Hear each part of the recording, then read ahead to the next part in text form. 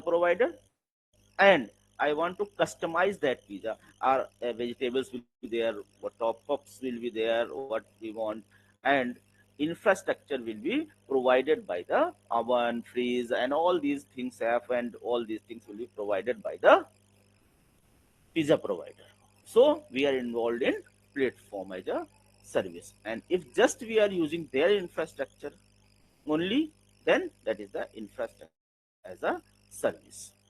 So in this way, there are three basic services that are provided by the cloud are the infrastructure as a service, platform as a service, as well as software as a service. So cloud computing services provides virtualized computing resources over the internet. Largest public service provider like Amazon Web Services, Google, Microsoft, AWS offers storage such as simple storage service, that is the S3, Glacier, as well as compute services, including its elastic compute cloud. GCP cloud platform, Google Cloud Platform offers storage compute services through Google Compute Engine. And Azure, Microsoft Azure Virtual Machines offers cloud virtualization for many different cloud computing purposes. So, basic market players are these three, that is the AWS, Microsoft Azure, and Google Cloud Platform. So, there are the storage services are various types. Basically, there are five types in AWS, but most important one is the S3 and Glacier. Now, the Glacier has been removed by the AWS because the people think it knows it as it is part of the S3. So now S3 and S3 Glacier has been merged. So S3 simple storage service means if you are accessing the data rapidly fast, daily you have the access, frequent you have the access of the data, like in database, you have created the database. You can use the S3 simple storage services, but there are some data that is not required to be accessed since long. So, like suppose we consider an example of T series. There is a T series company, T series, and they are having a lot of data of songs on tape drives, and that tape drive data is not being accessed since long. So that data can be placed in Glacier. So Glacier storage have the more access cost, but their storage cost is very less. So you can such type the data that is not required to be accessed for long time. That data can be placed in the Glacier, and the data that is required to be accessed more frequently on daily basis, that data can be placed in S3 simple storage services. Since S3's access cost is less, but storage cost is more. But Glacier has storage cost is less, but access cost is more. So in that case, whatever we are required, we can use S3 or Glacier.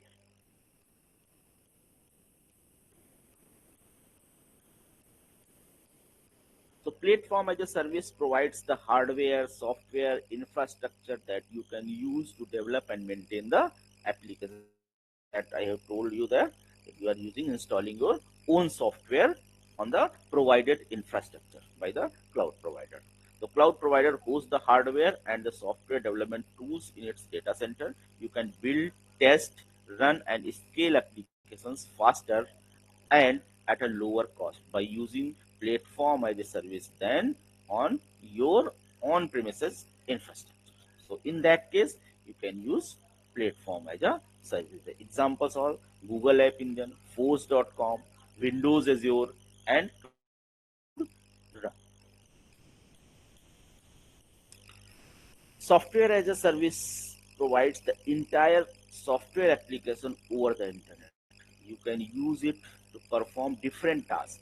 The cloud provider hosts the hardware, the software tools, and application itself in its data center. So examples are that I have already told you: Gmail, Google Drive, Dropbox, and Google Doc, etc., are the examples of the software as a service. Then there are three types of services, and there are cloud deployment models. So mainly there are three types of cloud deployment model, that is the private cloud, public cloud, and hybrid cloud is there. But we are also consider a community cloud. So we have categorized in four types, that is the public, private, community, and hybrid cloud. So what are these cloud? So public cloud, that is the publicly available like AWS, GCP, Azure. These all are the public cloud. Whenever you are required to access the AWS, you can easily access and you can pay for that access. Suppose you are required more storage, then you can go for the more storage and you have to pay for that more storage up to the time that you have used that one. So that is the public cloud. It is like a public conveyance. So whenever you want to move from one place to another place, you just go to the public conveyance and pay for that, and you will be traveling for that place. So that is the public cloud. So obviously public cloud is cheaper. They have low cost. If you are using the public transport, it will require low cost, minimum cost.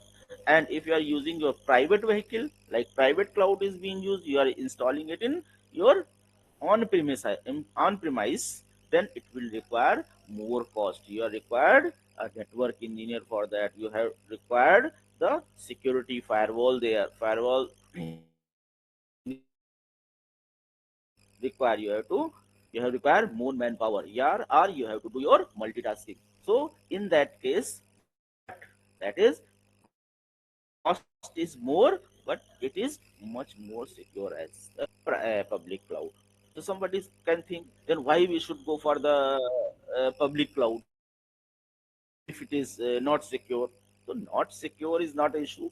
It is also secure. It is same secure as your bank.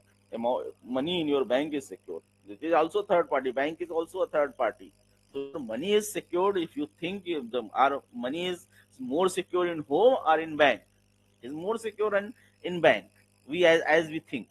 Okay, so the public cloud is as much secure as money in your bank is secure. So you can go also for public cloud, but sometimes data privacy is more important for us. Like we are dealing with the data that we cannot leak or share anybody at any cost. Then in that case we can go for the private cloud, like NASA, ISRO. These are the organizations, defense, DRDO in India. So these are the agencies that some data they do not want to share with anyone. They don't want to leak that data at any cost. They cannot afford that. So some military application, military drive is there. You cannot put it on private, public cloud. You need private cloud. So in that case, we are using private clouds. Cost, and sometimes there is a data that is that needs to be secured more. We cannot leak it, share it. But there is some data also that can be less security is required for that data. In that case, we can go for the hybrid cloud. Hybrid cloud means we are having the combination of public cloud as well as private cloud, that is known as hybrid cloud. So these are basic three types of cloud, and sometimes we are required a group of companies. Like we can say there are eight nationalized banks in India. So they have created a own private cloud like thing that is in between the private and public. Only that eight banks can access that cloud. So security becomes a bit more than the public cloud, but less than the private cloud. In that case, we can use the community cloud. So these are the cloud deployment models. So benefits of the public cloud, as I have told that it requires minimal investment as paper use services. There is no large upfront cost and is ideal for businesses who need quick access to resources. No hardware setup is required. You don't need any on-premise hardware for that. The cloud service provider fully fund the entire infrastructure. No infrastructure management is required. You do not require any database engineer. You do not require any network engineer to manage that infrastructure. So it does not require an in-house team to utilize the public cloud. So these are the benefits of the public cloud. But everything has got pros and cons. So if there are the advantages, then there is a bit limitations of that also. So the data security and privacy concern, since it is accessible to all, like public cloud, then there is chances of pickpocket if you are traveling in public domain, and if you are traveling in your own car, then obviously there is less chances of pickpocket. So security is a bit concern is there, since it is accessible to all. It does not fully protect against cyber attacks and could lead to vulnerabilities. Reliability issues, the since the same server network is open to a wide range of users, it can lead to malfunction and out- outages. In the same way, there are the benefits of the private cloud. Then I have already told, if you are own convince own vehicle, then there is the chance of less less chance of pickpocket. So it is ideal for storing corporate data where only authorized personnel gets access. And security, the segmentation of resources within the same infrastructure can help with better access and higher level of security. As I have already told, that public cloud are less costly but less secure, and private cloud are more costly but more secure also.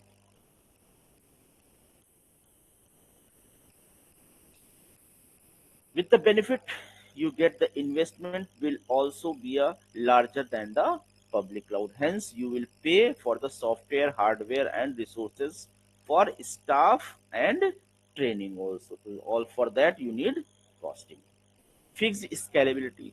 So the term scalability was there, but in cloud there is a term elasticity is there. You can in scalability you can expand, but cannot shrink. But in elasticity, as as you require, you can expand your infrastructure, and as the need is over, you can shrink your infrastructure. So that is the elasticity. So fixed scalability is like in private, if you have installed all your infrastructure, and suppose you have installed a server that is having a 16 or 50 GB of RAM and high computing power and high storage is there. But after some time, you want to expand your business. And in that case, in that expansion, you are required the more infrastructure. So you have to buy more infrastructure. Either you purchase another server, or you can replace the infrastructure hardware, that is compute power or your RAM or anything that is obsolete for that time. Again, it will require most cost, and scalability is less. So in that case, private cloud is more costly. High maintenance, since it is in-house management of the infrastructure, so maintenance cost will also increase because you have to buy the firewall, licensing of the softwares, network engineer, database engineer, all these things. So manpower is also required. You have to pay for that cost, and you require more maintenance, more softwares and hardwares. So it is high maintenance cost is there. So community cloud is much cheaper than the private, but public cloud and provides great performance. As we I have told you that that is in between the private and public. In public cloud, everyone has the access of the public cloud, and private cloud, for private cloud only the person who has created it for own. So it is for own purpose, and that is for all. So a group of people want to access the cloud, then they have created a community cloud. So only those people who has created that cloud, they can access that. So it has also some limitations due to the restricted bandwidth and storage capacity. Community resources often pose challenges. Then, as I I have told that the like some big organizations like and they want to secure data more, that uses the hybrid cloud. Hybrid cloud means the data that is less important then that is based on public, and the data that is more important is placed on private cloud. So cost becomes moderate in that case. So that is the public cloud, and so complexity increases basically. If you are managing two clouds, public as well as private, on the same premise, then some complexity is there. But it is cheaper than the private cloud, but a bit costly than the public cloud. So suppose there is a enterprise P, and this is the cloud service provider, and this can be accessed only by the P, and here this can be accessed by enterprise P as well as enterprise Q. So that is the hybrid cloud. So cost effectiveness, the overall cost of the hybrid solution decreases since it majorly uses the public cloud to store the data. Security, since data is properly segmented, the chances of the data theft from the attackers are significantly reduced. The limitations of the hybrid cloud, it is complex setting up a hybrid cloud since it needs to integrate two or more cloud architecture. As I told that you are required to synchronize from hybrid and public as well as private cloud. So that is more complex to manage. So I have created a table of comparative analysis of all these four types of clouds. Important factors to consider in first column, then their features are there. So setup and ease of use is easy. Basically, you're going to create an account and just access the services and pay for that services. So that is the public. But for private, you require the infrastructure. You have to buy the infrastructure. You have required the manpower for that one also, and it is requires more time also to establish it. You cannot install build it in a very short time. But public infrastructure, AW can go create an account on AWS and access the services. So in this way, we have summarized all these things in a single table. Data security and privacy is low. In private it is high. Scalability and flexibility is high in both, and cost effectiveness most affordable, most expensive, and reliability is low. So such type of comparative analysis can be done in on cloud deployment models. So fundamental principles of critical thinking in cloud architecture.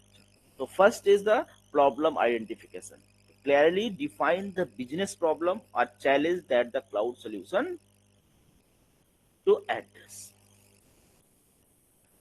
Evaluate different cloud services, architectures, and technologies to determine the most suitable approach. grows. Then what is the problem? First identify the problem, then what can be the solution for that, which architecture and service or technology to be used, and then implement and optimize that service. So implement the chosen solution and monitor its performance, making adjustments as needed to improve efficiency and effectiveness. These are the fundamental principles of the critical thinking in cloud architecture. What are the innovations that can be in cloud services? That are the emerging trends. As we know that serverless computing eliminates the need to manage the servers, allows for greater focus on the application. Suppose someone is doing a business, yeah, someone wants to start a startup. In that case, one thing is he purchase all the infrastructure, all the servers, and then it can start your startup. And suppose that is so, mostly he have to focus on the infrastructure, but the business is of different type. So there should be an option that he can hire the IT infrastructure from somewhere, and he should focus on decision making, how to grow his business. So such type of things can be handled by the startup person. So he does not require to take pain for that one, that IT infrastructure. So the serverless computing is there, and after 2 or 3 years in there may be scenario that his startup doesn't got succeed. Then in that case he have to surrender all these infrastructure if it has purchased online or from AWS or any service provider. And if he has established his own infrastructure, then the cost after 3 years will be very less for him. He has a large if, he has a lot of loss in that case in IT infrastructure. And if he need to, and suppose business grown, in that case he need more infrastructure, so he have to invest more on that one or replace that infrastructure. In that case, cloud will be the better option. So there is a serverless computing, edge computing. There are basically three type of computing, cloud computing. That is, edge computing is there, fog computing is there, and cloud computing is there. So you can take an example of real life scenario. There is a cloud that is the farthest from us. So in the same way, the data is stored on cloud is much more distance from us. So we can use fog computing. Fog is in between the cloud and earth. So that is the fog. There the data is stored on fog computers. So that is less distance from us. And if we store the data in the same device also on edge computing, so the data first is stored there and processed also there, and after periodically, after a time period, it is being stored and sent to the cloud also. So such type of computing is edge computing. These are the emerging trends there. So edge computing and fog computing. So deploy application closer to the user on his device also, reducing latency. So if it is nearest, then it will require less time, less latency, and improving the responsiveness. You get fast responses. So you can involve edge computing and fog computing, and you can use AI and ML, machine learning, and artificial intelligence also to make tasks automated, improve efficiency, and gain insights from the cloud data. And the future is quantum computing. Basically, quantum is rising up very fast. Quantum computing to explore the potential of quantum computing to solve the complex problems and accelerate cloud computing capabilities. Impact on business models, how innovations drive efficiency, reduce cost, and open new revenue streams. So these are the some innovations in cloud services. These are called as emerging trends in cloud computing. So let's start some hands-on experience on cloud, how to create a virtual machine and how can we have access of these. So I'm going to show some snapshots of this one and then we will start with the AWS. So whenever you have created a virtual machine and you need to access that virtual machine on your computer. So there are two softwares for that through which you can access that on your machine. That is, one is the putty. That is the people who are working in networking, like who are doing CCNA course from Cisco. They were using the putty software. Putty is more popular. And then another software is MobaXterm. MobaXterm can also be used to access the virtual machines. So these are the two software, either Putty or MobaXterm can be used to access your virtual machines on your desktop. So you can go on the MobaX website, you can Google it and download it, and there is such type of screen. There is a free version as well as paid version. So you can download it and install on your computer.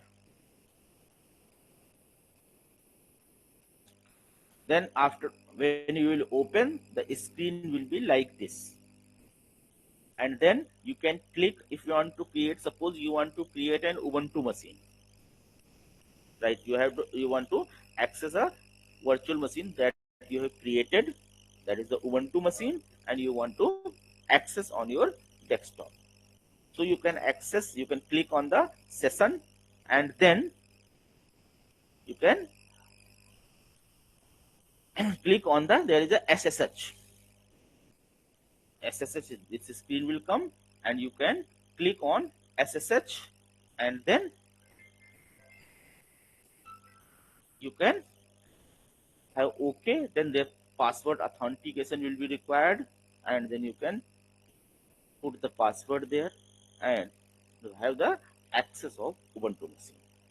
Okay. So how you will create the virtual machine, and this is the process of accessing that virtual machine on your desktop. So you will require remote host username is there before clicking on OK, and then password. How you will get the remote host address and how you will get the username and how will you get the password, we are going to see.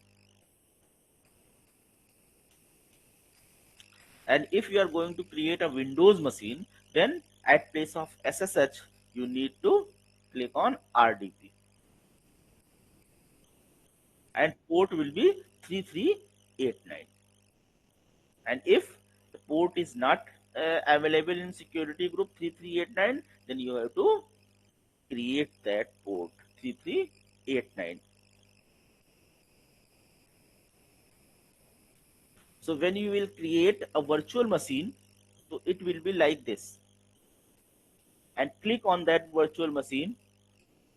There is the public IPv4 address. You have to copy. These are the two squares. You click on that one, and this IP address, that is the public IP address, that will be copied, and you can put this on remote host.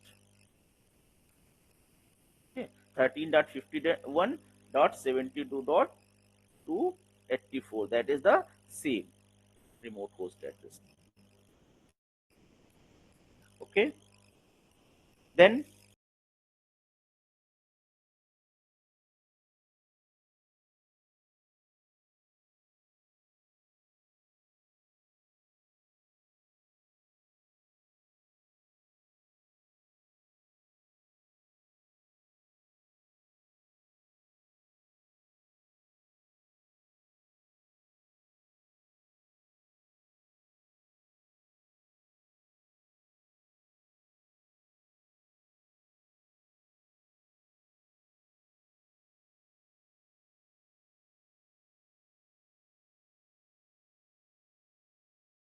some concepts of this, and we'll go for the how to create a virtual machine.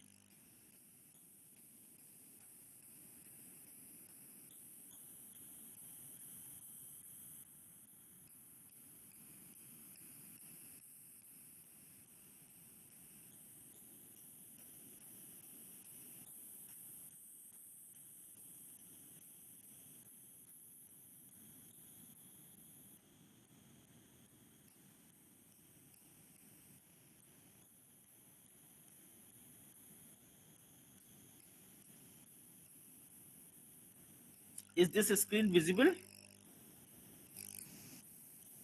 Yes, sir, it's visible. Yes, Okay, okay, sir. okay. So now we will see how we will create the virtual machine in AWS, Amazon Web Services. Okay. So AWS, you can go Google it also, like, or you can type here the aws.amazon.com and click and enter. Okay. Then such type of window is open there, and you can create your own account also, or you can,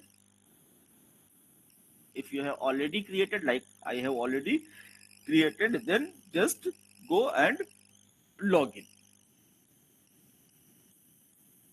otherwise sign in console. Then you have to sign up there, and you need a credit card for that one. Okay.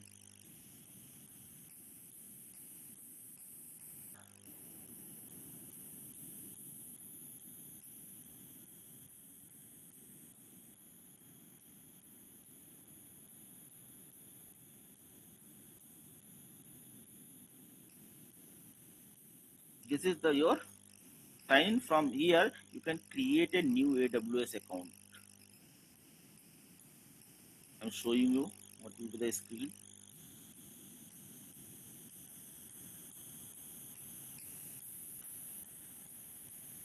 Such type of screen will be there. Root email address, you have to put your email address, your account name, like anyone can put its name also, and verify email address. Then you will get a verification email there. OTP will be there. You are required when you will verify, then you are required a OTP there, and after that you are required a PAN detail or anything else for the authentication and authorization. And for that you can require a credit card also. If you have credit card, then it will verify your account, and 2 rupees will be deducted from your credit card. Otherwise it is free for 1 year. All the services, all, not all, for there are some services that are free for always. So for the demo purpose, for learning purpose, that I am doing also. So for some services, like you can create virtual machine, you can use the S3, you can create your bucket S3. We have studies in the theory. So these are type of services. You can create EC2. Some storage is like 1 GB is free, up to 30 GB with, storage is free. So these type of things are there. For 1 year, you can have the access of AWS. Some services, some are paid, some are free for 1 year. So you can use from there also. So you can create your account. That I have already created my account on AWS. So you will get a screen that is the IAM user. IAM is the Identity Access Management. Suppose what is IAM? You can see. So IAM is like that. Suppose you are going for interviews in in a company. So there will be a person who is having whole access of the campus. He can move anywhere in the campus. So that is at senior level. And under that person, there will be some persons, some software developers or cloud engineers, or some persons will be. They have access less than the that persons. He has created an account that you have the only this access. So in the same way, if this is more junior, then he has more or less access of the campus. You are going for the interview in a company, so you will enter from the gate. and you have the access of the seminar hall or interview room. You have the access of the canteen. You have the access of the lawn only. Then you cannot have the access of the server room or the offices. You cannot have access. So there is a limited access. You can enter but have the limited access. And if you are having 2 3 4 years experience, then you have some more access. Yeah, you have been appointed in that company, you have the more access of the resources. And if you have at the top positions, you have the much more access of the resources. So at different levels you have the different type of accesses. In the cloud you can create the IAM users, identity access management users. So there is a project leader in a company. There is a three teams under that project leader, so he can create a IAM user for three teams, and these three teams will have some limited access whatever that person has provided, their project manager has provided to their three teams. It can apply group policies, individual policies, so you can apply the policies on that accounts. So that comes under the root user. The root user is the project manager has his root account, and under that he has created three IAM accounts, and on which he can apply the policies. So for that we have IAM. So if you are a IAM user, you can sign as a IAM user, and if you are a root user, then you can create a sign in as a root user. So I am a user here to sign in using the root user email. I am clicking on that one and having the access. If you are going for IAM user, you have to click on that and you have to log in through your IAM account. And if you are a root user, you have to click on there and you will go, and I am having this email address suppose and password what you have created.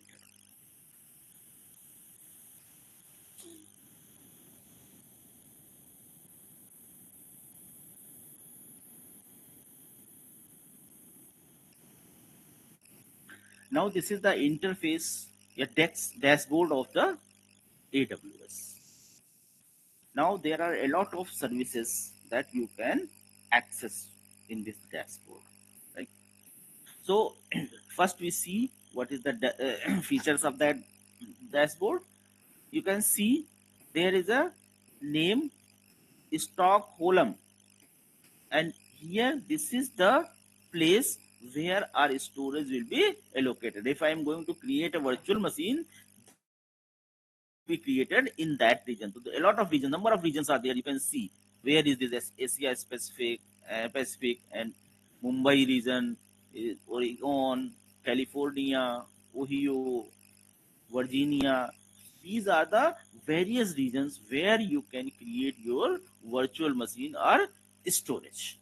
This was the name that we have given when we are creating the account. That is the here is the Dr. Hemant Prasad, the name which I have created at that time when we are creating a machine. Right? This is the cloud shell. This is the CLI interface is there, and this is the these are the services. Various services are there in AWS. You can search these services from this. You can the virtual machine is a service that comes under EC2, Elastic Compute Engine. So you can click on the EC2, and whatever if you have used previously these services, then it will be available here recently visited. Otherwise, you have to search at this place and the service will be available at this place. There is a EC2.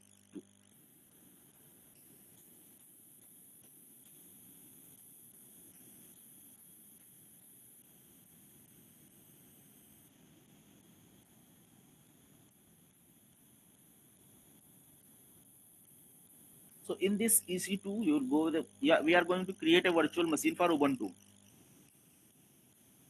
Then we are going to launch instance. Click on the launch instance.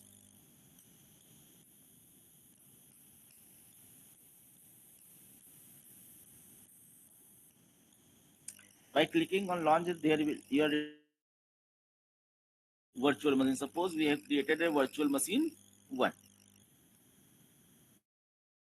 Okay. Name of the virtual machine is VM1. Okay.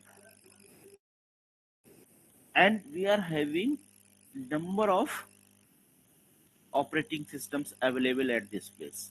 So Amazon Linux, Mac OS, Ubuntu, Windows, Red Hat, and many more. Browse from here. You can see a laptop. To which operating system you are required on your system. So that you can choose. So by default, we are using we want to use Ubuntu on our Windows machine. Okay. So before coming on that, we must tell something, some theory about your about the virtualization also. Can we create the virtual machine? So virtualization is basically whenever we want to install more than one operating system on a single machine, then we are we use virtualization.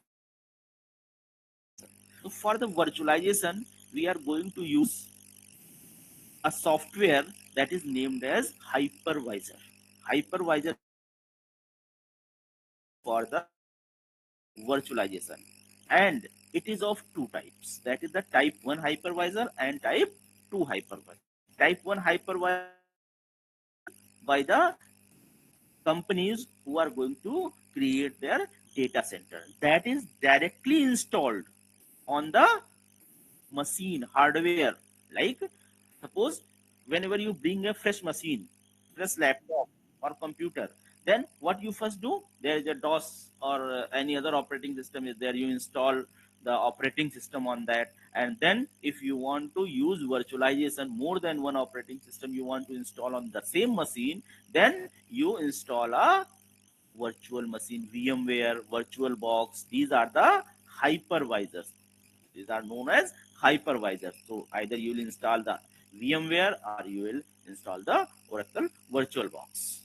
So that is used. That is the type 2 hypervisors. That is used for the testing purpose, for demo purpose. But if you want to create a data center, you have to you have to install type 1 hypervisor directly on the hardware, directly on the bare machine.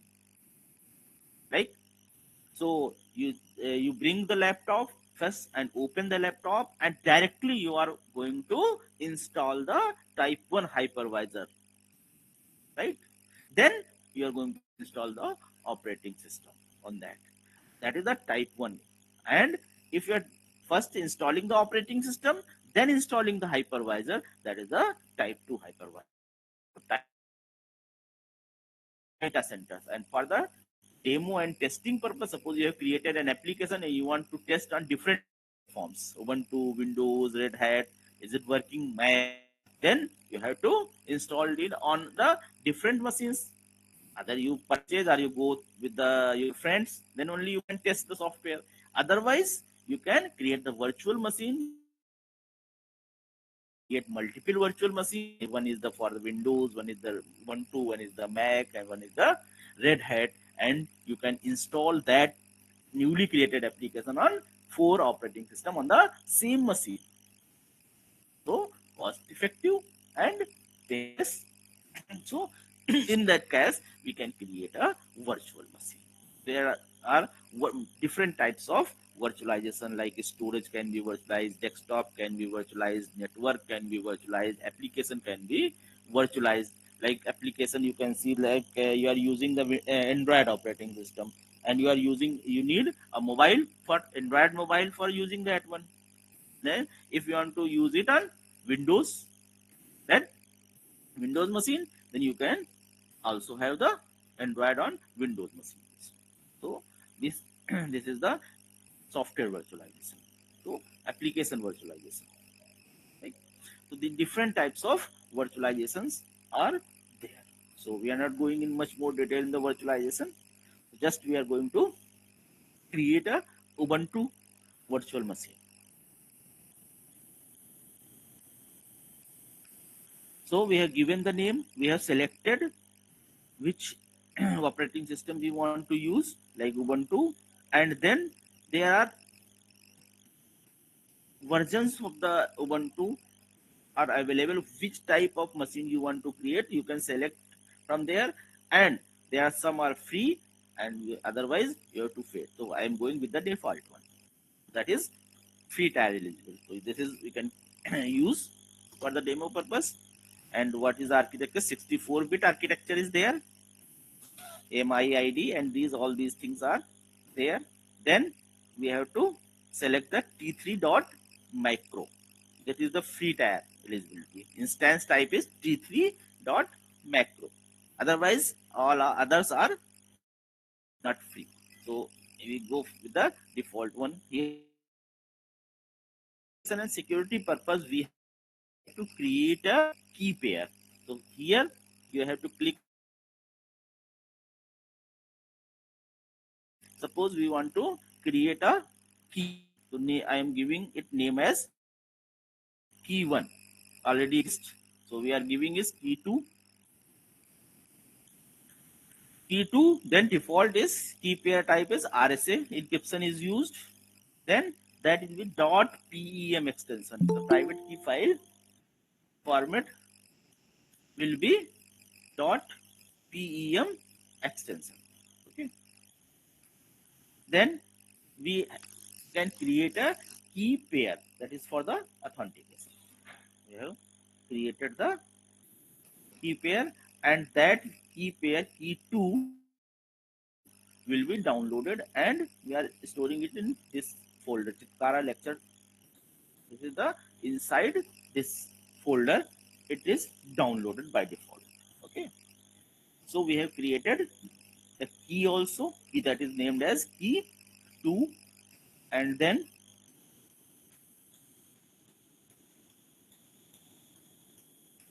create security group, you are select. If you can select any security group, or you can create a new select create this one. And this will configuration storage, this will be number of instance 1 or 2 or 3, and we are using t3.macro instance.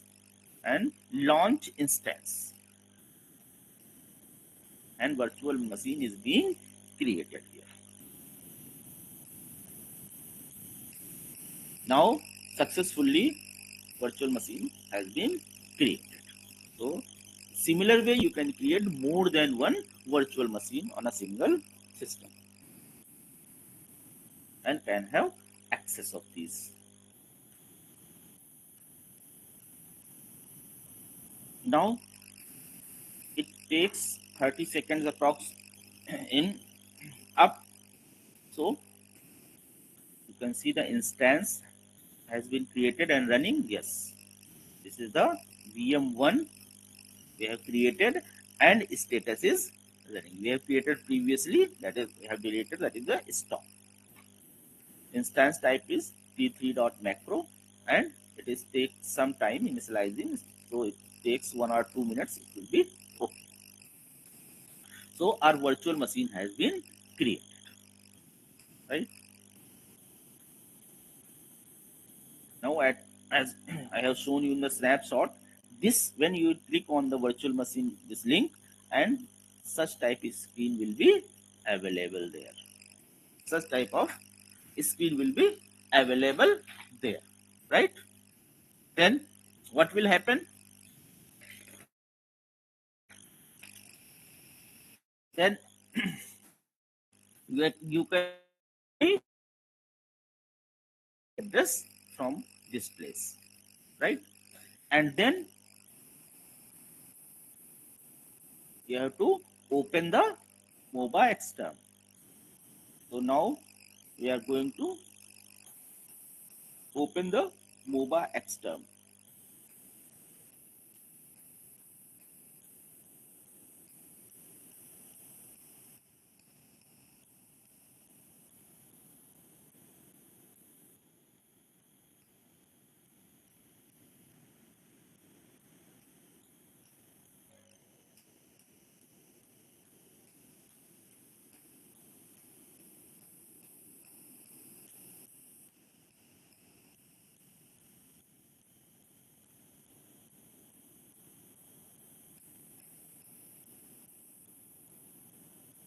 Is it visible, MOBA XTerm?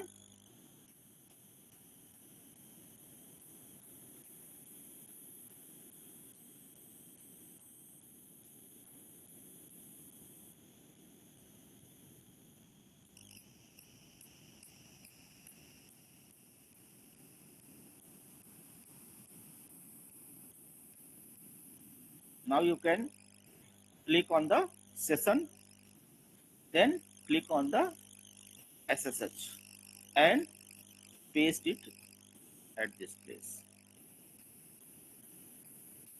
right? Specify the username. It is here is also administrator, and click on the OK, and then you will get a you have to get the encrypted password. Then you have to paste it there. So for that,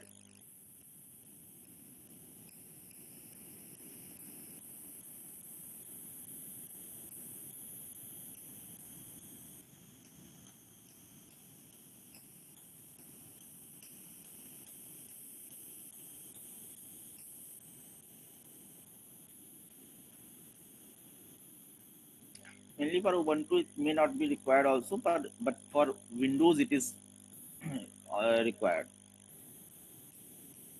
It can directly create the connection also. And if you are going to for Windows, then you must require that one. So here you can write the commands, like suppose if anyone knows ls/a, you can see now the Ubuntu is working there. You can use sudo command, sudo su, and then you can type apt get update. So this will be updated. This is updated now. Now you can use the Ubuntu on your own machine, and whenever your work is over, you can shut down the machine, and you can use another machine. Like if you want to go for the Windows machine, then you can go for the Windows machine also. So in this way, now the virtualization is done, and you have created a virtual machine, and you have the access of that machine on your own desktop using the MOBA XTerm software. So in this way, you can create virtual machine and access.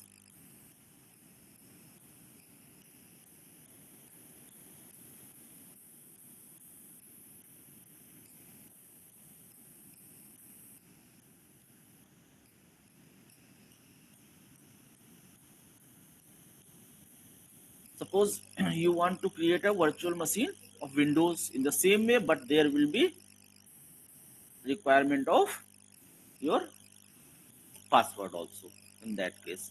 Otherwise, here you can directly click on the connect, and you can have the access of the Windows machine. Okay. So if anyone having any query, can ask, please. I'm giving you the 5 minutes for that one. Then we will stop my lecture.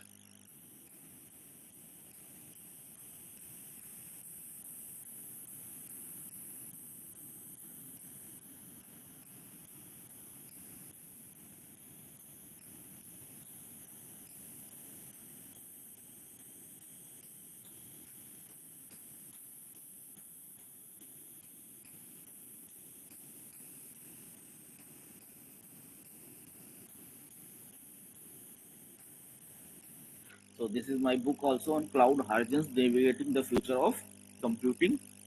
And for more elaborative discussion and knowledge, you can read this book also. This is available on Flipkart, and for any query, you can ask the question. That's all from my side. Thank you.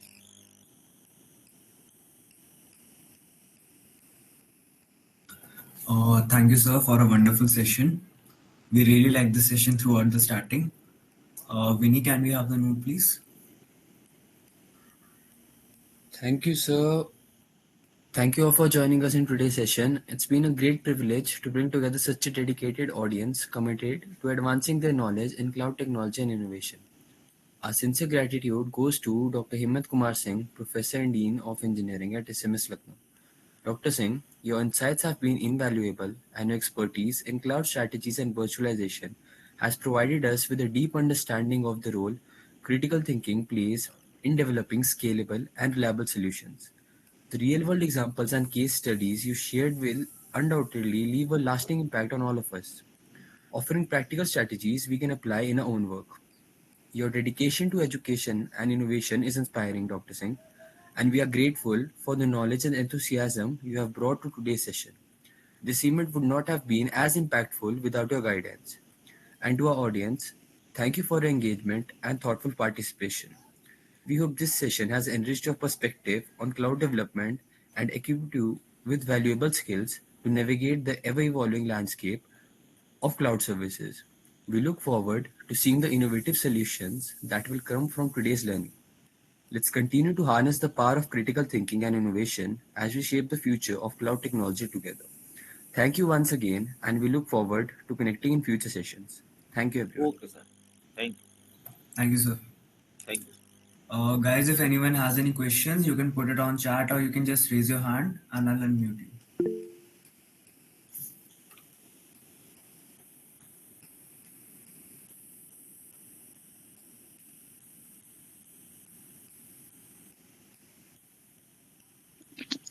The form is not accepting the response for DL. Kanika, you could have just put it on chat instead of getting Oh, unmuted. okay.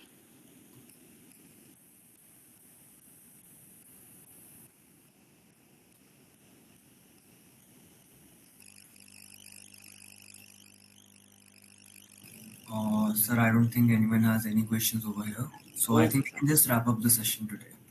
Okay, sir. Thank you so much. Thank Thank you. you, everyone, for Thank you, sir. Okay.